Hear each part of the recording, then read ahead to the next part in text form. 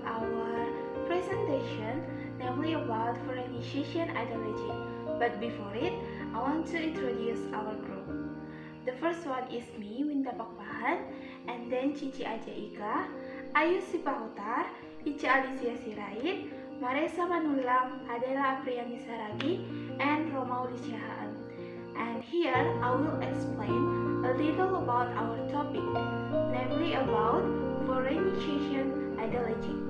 In translating, there is some ideology, but we must know for the first one definition of ideology. Ideology is a principle that is believed true by a group of people. The term ideology is defined as something that is implicit statement, belief, and value system that are owned by a social group. An ideology, in translation, is principal belief about right, wrong, good, or bad, of a result of translation. And there is a kind of translation to fit and can be read, to understood, even accepted by the reader. There is also an ideology called as foreignization and domestication. But here we will only discuss about foreignization. Okay friends, I think that's all about my explanation in this topic, and then we'll continue with my friends. Thank you. Okay guys, I will explain about our topic. Hood said that in general, ideology is principle which is believed to be true by a community within a community. Meanwhile, in the vial of translations, meaning ideological principle or belief about right and wrong in the translations. If the technique of translation is at the micro level, the method of translation is at the macro level. The ideology of translation is at the super macro level. That is, the ideology of translations can be seen from the example of the sample case, but at the level of wider, namely the principle of the translator in the translating.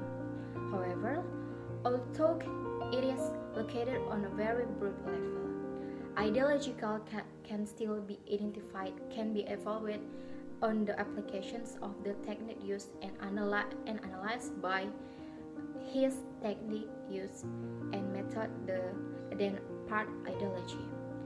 There are two types of ideology called foreignizations and domestications. But here we will only discuss about foreignizations. Hi, my name is Ayu Octaviana Sipahutar. I'm going to explain about foreignization ideology. Foreignization ideology is ideology-oriented language translation search.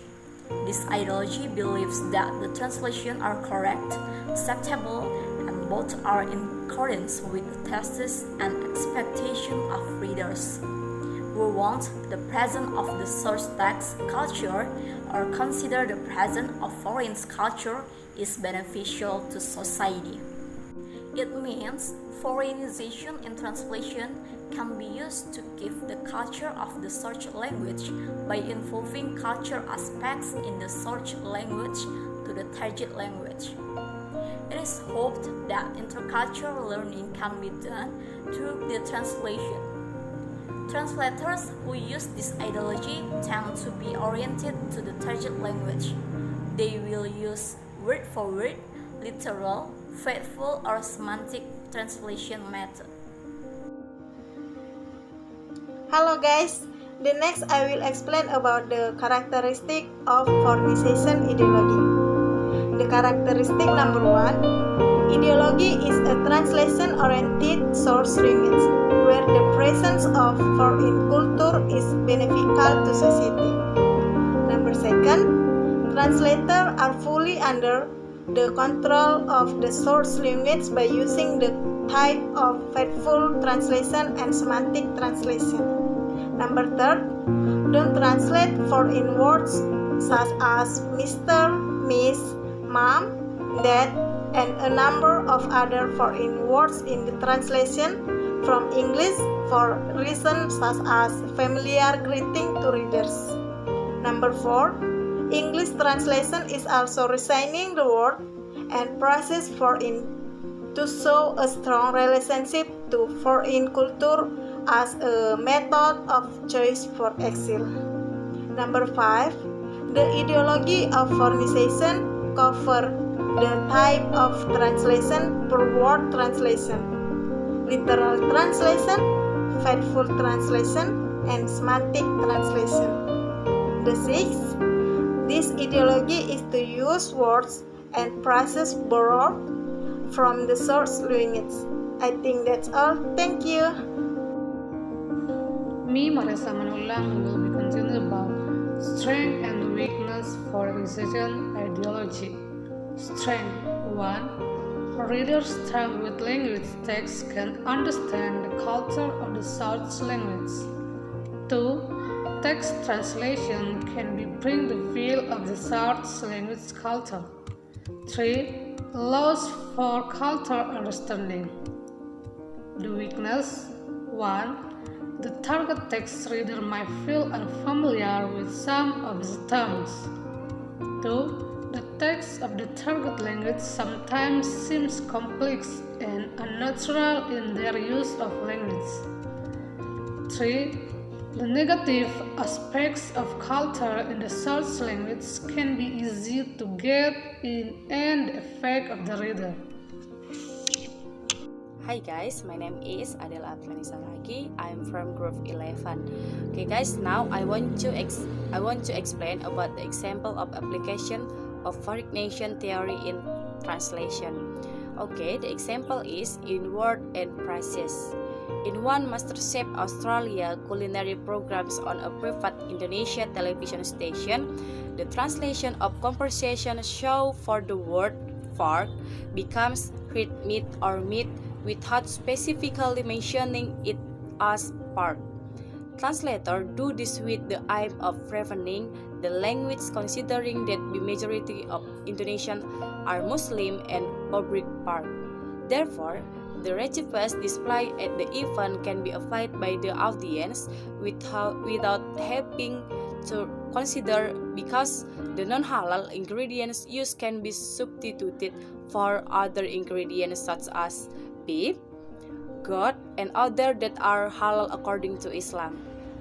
And then the word cult for this type of disease can be matched with the word cult or feeling in Indonesia, because cult itself cannot be interpreted as cult illness, which is unacceptable in Indonesia.